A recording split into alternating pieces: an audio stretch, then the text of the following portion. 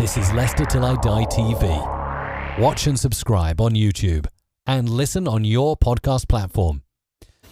Hi everybody, Jerry Taggart here. Now be sure to watch Chris and Leicester Till I Die TV by subscribing on YouTube and following them on social media for all the latest Leicester City news and information. Come on you foxes! Strap yourself in because we're set up, switched on and ready to go.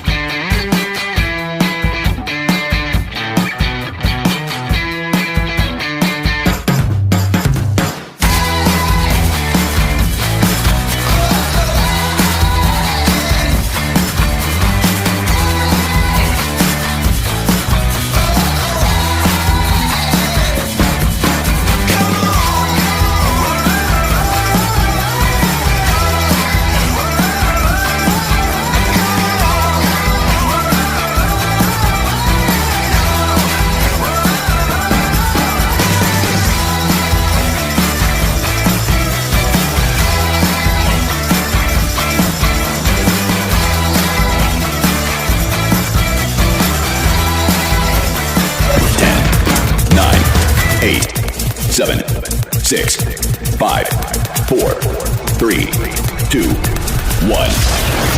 And it's live. Hello everyone, welcome to episode 3 of the Leicester Till I Die Transfer Show, where I look through all players linked with Leicester City and whether or not they should be signed. If you haven't already, be sure to check out the previous episodes that I've done with Cengiz Under and Florian Thauvin. In today's episode, I'll be looking at French striker Odsonne Édouard. The Celtic striker scored 27 goals and made 19 assists last season, and currently, this season, has 20 goals and 6 assists.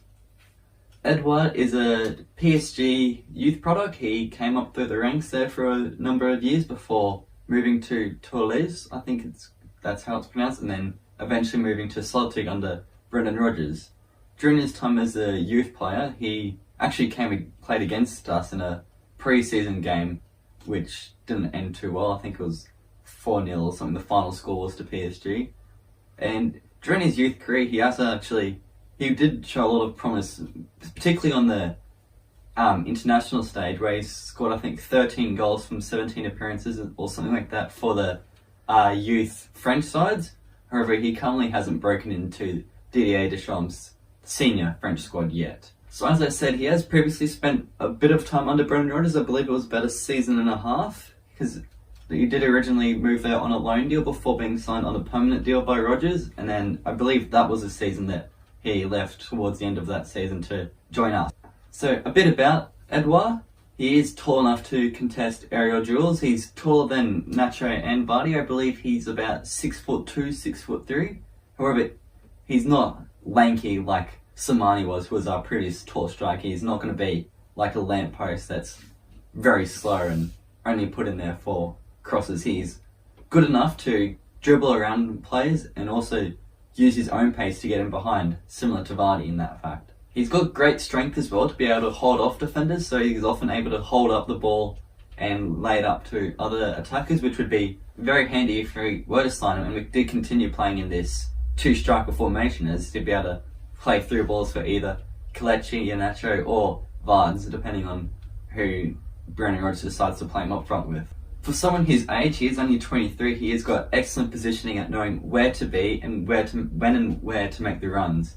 He's often, I guess, very similar to Vardy in the fact the way he makes his runs in behind regularly, trying to get onto the through balls, but he also does tend to drift wide a bit as well into pockets of space in behind a defence. Again, another similar trait to Jamie Vardy in the fact, like we saw in the last couple of games, Vardy's gone down wide on the left wing and managed to put a ball in to Kelechi and Nacho, who's then scored on the back of that. So he is similar to that. Like, he does tend to drift wide to be able to support wingers and then be able to put a ball into the middle. So as I said, he is 23, so he has got many years ahead of him. So he would definitely be an investment for the future, considering he's about 10, 11 years younger than Jamie Vardy or something like that. So he's got excellent, as I said already, he's got excellent dribbling skills. He is able to get past defenders on his own back, but he isn't a selfish striker either, so he's more than happy to lay it off for other strikers depending on or wingers, depending on where the situation. From what I've seen at least, he seems like he's a composed in front of goal, like a natural sort of finisher. Like you get the ball in behind him, he will generally be able to beat the keeper. Obviously, there would be some questions of it being the Scottish Premier League, but from what I've seen, he seems like the sort of guy that will be able to finish anywhere. Like that's realistically the easiest part of being a striker is the finishing. It's the getting into those positions that are the more difficult part, which he seems to have a natural talent at as well. Obviously, there are a couple of questions about whether or not we should sign him. Like, considering he will cost probably between 15 to 20 million. And do we want to be spending that sort of money when we do have Kelechi Iheanacho scoring the way he is at the moment? I think in the last 8 games he's scored like 11 or 12 goals, something crazy like that. And obviously we do have Vardy as well. I guess another criticism of him would be the fact that he has only come alive in the Scottish Premier League. So there would be a question about whether or not he would be able to make the step up to the Premier League where goalkeepers and defenders are at a much higher level. But at the same time, you could look at that like, instead of having the likes of Callum McGregor and Tommy Rogic putting balls into him, would have James Maddison and Yuri Tielemans able to set him up, so he'd have a lot more chances and a lot more better chances laid up for him as well. In general, I'd say I'm a big fan of this guy. I think he's got a great future ahead of him, and considering that we've got, I think, half of the teams in Europe seem to be looking at him. I swear every week there's a new side that's been linked with him. We've been linked with him for the last 12 months, but there's like the likes of Arsenal, Borussia Dortmund. I've seen even somewhere PSG linked with signing him back. It's just an endless list really of teams that are linked with this guy. So he's obviously got something about him if big clubs are all interested in him.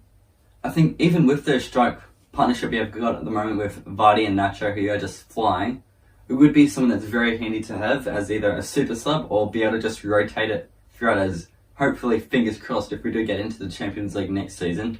Obviously there'll be additional fixtures and he would definitely help with the fixture pile-up that we would have. In my opinion, depending on how long it takes for him to, I guess, adapt to the Premier League standards and just find his feet, as obviously for a lot of attackers especially, they do tend to take longer to adapt than midfielders and defenders, I've noticed. But if he does find his feet fairly early on, I think it would help having 2 strikers in the formation. I think that would, so he's not the lone striker, not as much pressure on him when he's coming onto the pitch. I feel as though by the end of next season we could see him as a permanent starting striker, depending on how things go.